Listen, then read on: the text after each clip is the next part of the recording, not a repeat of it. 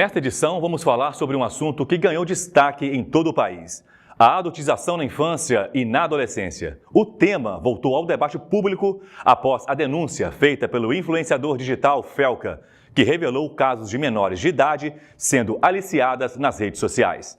A gravidade da situação levou à aprovação, em tempo recorde, do projeto de lei 2628/2022, de autoria do senador Alessandro Vieira, que resultou no chamado ECA Digital, sancionado recentemente pelo presidente da República. Essa lei representa um marco importante na proteção de crianças e adolescentes no ambiente virtual. Adultização na infância e na adolescência. Um alerta às famílias. Este é o tema desta edição do Famílias em Pauta.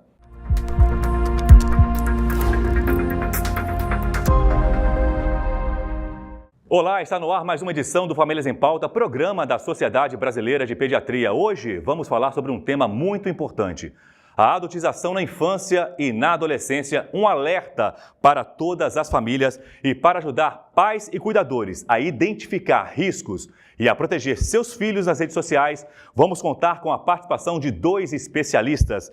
Comigo hoje está aqui a doutora Betinha Fernandes, do Grupo de Trabalho Saúde Digital da Sociedade Brasileira de Pediatria. Doutora Betinha, seja bem-vinda.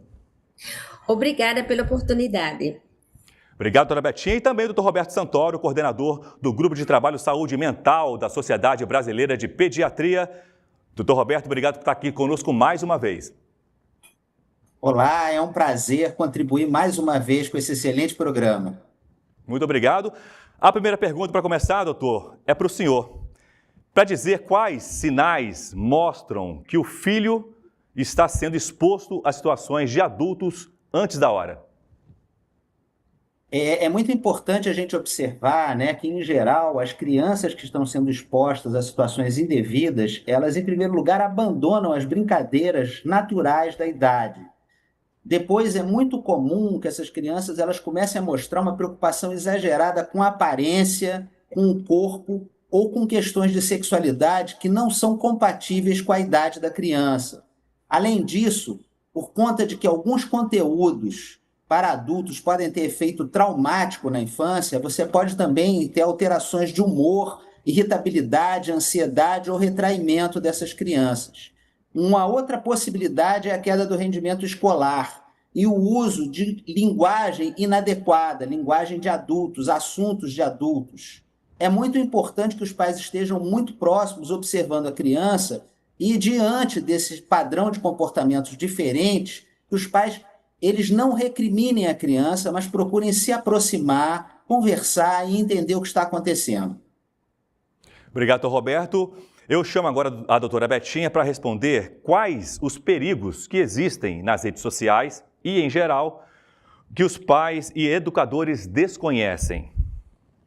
Além do famoso bullying que já é conhecido, existem redes criminosas, organizações criminosas, tanto nacionais, com conexão também internacional, e que pessoas dessas redes podem seduzir adolescentes, e por meio dessas seduções, podem ir para o web namoro, locais de web namoro, e a partir daí começar a dar dados pessoais, dados da escola, dados de familiares. Enfim, essas pessoas, por meio de sedução, começam a se doar mais, digamos assim, e os pais não têm noção do que está acontecendo. Então, são redes que vão induzir a pessoa a, além de dados, são pessoas que vão depois ser induzidas a fazer posições eróticas que são vendidas em redes de pedofilia. Todos esses perigos não são ainda conhecidos totalmente da sociedade. Precisamos estar em alerta. Obrigado, doutora Betinha. Eu volto a perguntar ao doutor Roberto. O uso precoce de maquiagem, roupas de adultos ou redes sociais pode prejudicar o desenvolvimento da criança? Sim, com toda certeza, porque a infância é o espaço do brincar, do experimentar, da imaginação. E a invasão desses conteúdos adultos faz com que a criança se depare com questões que ela não está preparada ainda para lidar. Então, isso faz com que a criança pule etapas essenciais do seu desenvolvimento. Essa exposição precoce a conteúdos inadequados pode prejudicar a autoestima também, porque a criança fica muito ligada na questão da importância da beleza, do sucesso e da aparência. pode estimular também consumo, né, de uma maneira indevida, quando a criança deve estar aberta para explorar o mundo no caminho do seu desenvolvimento. Além disso, o uso precoce de redes sociais expõe a criança a predadores, né, como a doutora Betinha já falou, né, pessoas que estão ali realmente para obter benefícios, vantagens ou até mesmo abusar dessas crianças de maneira virtual. De forma que os pais têm que estar muito atentos, é muito importante que os pais estejam atentos. Em relação à questão do uso da maquiagem, o uso da maquiagem em si, se fizer parte de uma brincadeira da criança, não tem maior mal. Mas se for um sinal de um comportamento que tenta imitar o comportamento adulto de uma forma inadequada para a criança, então os pais têm que estar atentos realmente porque algum problema ali está acontecendo. Obrigado, doutor Roberto. Eu chamo novamente a doutora Betinha para responder a próxima pergunta. Quais orientações os pais ou responsáveis devem dar aos adolescentes quanto ao uso da internet e das redes sociais? Na verdade, essas orientações servem para a infância, crianças, adolescentes e mesmo adultos jovens. Primeiro, ter uma abertura, ter um canal de comunicação com seus filhos desde essa infância. E por meio desse canal de comunicação, é importante que haja uma compreensão, um verdadeiro diálogo efetivo com os adolescentes. Não é uma questão de proibição, mas uma questão de orientar sobre os perigos da internet. Que em caso de qualquer dúvida ou em caso de alguém que esteja querendo conversar coisas indevidas, que haja esse canal e os filhos possam comunicar a seus pais sem medo de serem julgados. Obrigado, doutora Betinha. Volto a perguntar para o doutor Roberto. A exposição a conteúdos adultos na internet pode afetar a autoestima da criança ou do adolescente? Sim, de forma direta. Em primeiro lugar, porque a internet ela apresenta padrões irreais de beleza, de sucesso e de felicidade, né? Em geral, felicidade baseada no consumo de produtos, né? E na questão de dinheiro. É um ponto importante que esses padrões reais, a criança vai se comparar, o adolescente vai se comparar e vai se sentir insuficiente em relação àqueles padrões que são padrões que não existem. Então, isso vai abalar diretamente a autoestima tanto da criança quanto do adolescente e vai criar situações de tristeza, de ansiedade, de isolamento. Além de tudo, essas crianças e esses adolescentes estão expostos ao cyberbullying, né? Que pode impactar fortemente a autoestima. É importante que os pais, então, eles acompanhem de perto essas crianças e adolescentes no seu uso da internet e que eles possam dialogar e apoiar essas crianças para que esse uso seja um uso saudável, um uso que não esteja comprometendo a saúde mental das crianças e dos adolescentes. Outro ponto fundamental é que a exposição à pornografia para crianças, né, ela tem um efeito traumático, porque a criança não está preparada para aqueles conteúdos. Eu não vou entrar aqui em detalhes, né, do meio da produção da indústria pornográfica, que é uma indústria de abuso às mulheres que participam desses filmes e em geral, dominada por máfias, né? A gente não vai entrar nisso, mas a gente tem que entender que a exposição precoce à pornografia vai criar problemas no desenvolvimento da criança e do adolescente, que vão se refletir na vida adulta e vão talvez comprometer a vida amorosa dessas pessoas por muito tempo. Obrigado, doutor Roberto. Eu chamo a doutora Betinha para dizer quais são os sinais de alerta de que algo ruim pode estar acontecendo com os filhos no mundo online. O primeiro deles é mudança do comportamento que já existia antes. Então, mudou o comportamento, ficar em alerta, porque algo diferente está acontecendo. Depois, nós sabemos que é um comportamento geral hoje, internacional inclusive, que haja o isolamento dos filhos, né? Então, os filhos procuram ficar muito no quarto, que é onde eles se percebem com mais autonomia, com mais sigilo, privacidade. No entanto, é preciso que esses pais estejam atentos e abram, como eu já falei, esse canal de diálogo. queda no rendimento escolar. É algo muito importante. Eu considero que a escola é um termômetro de comportamento dos adolescentes, então procurar saber na escola como é que está o comportamento, inclusive em relação à sociabilidade dos adolescentes com seus colegas, no recreio, se ele se isola ou não. Então, basicamente é isso, canal de diálogo, ficar atento, não é invasão de privacidade, estar atento e procurar saber com quem está falando e o que está acontecendo nas redes sociais. Obrigado, doutora Betinha. Chamo novamente o doutor Roberto para dizer o que os pais podem fazer para proteger os filhos da pressão para crescer rápido demais.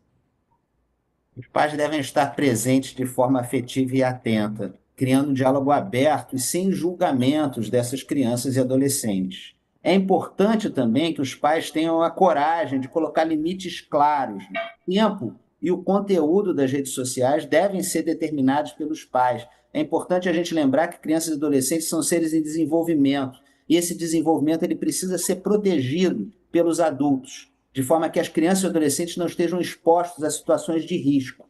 Outro ponto fundamental é o incentivo ao brincar, à leitura, aos esportes, à convivência com outras crianças, ao convívio com a natureza. E, para isso, os pais têm que dar o exemplo. Eles têm que dar o exemplo de que a vida não é só aparência, sucesso ou consumo. Eles têm que estar presentes com os filhos nessas atividades, que são atividades que promovem o desenvolvimento saudável.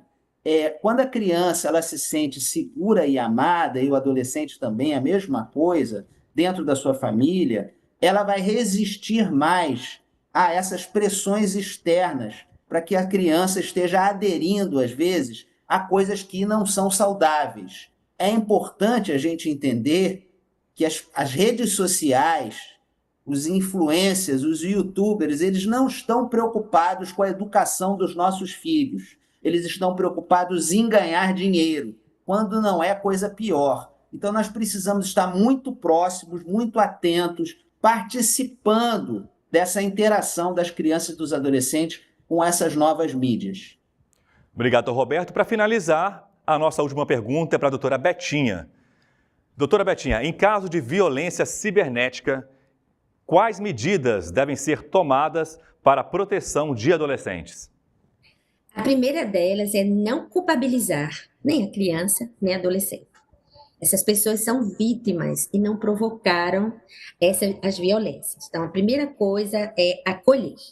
Depois, não deletar as conversas nem as imagens, porque isso vai servir como provas. E ainda que não haja, procurar a Delegacia de Crimes Cibernéticos nas cidades, em cidades menores, pode procurar inclusive o Ministério Público, para que sejam tomadas as devidas providências.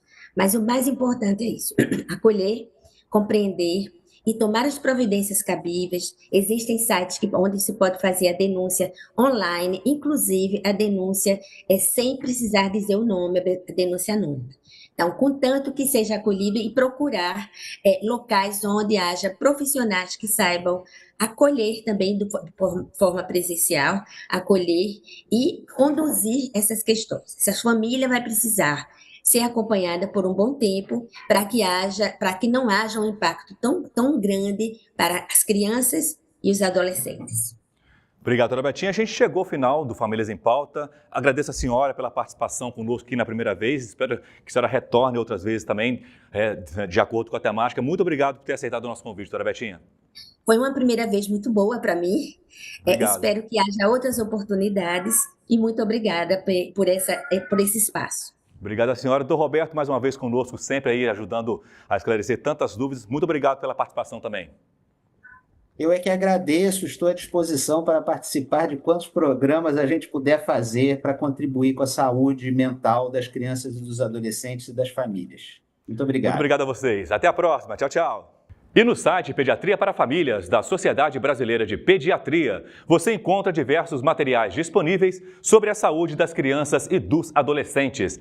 Acesse o site pediatriaparafamilias.com.br. E o Pediatria para Famílias também está nas redes sociais. Siga lá nossos perfis no Instagram e também no Facebook. E se restarem dúvidas sobre o tema de hoje, ou se quiser sugerir uma pauta, mande um e-mail para famíliasempauta@sbp.com.br. Compartilhe nossos programas com a sua rede de contatos. A gente se vê em nossa próxima edição. Até lá!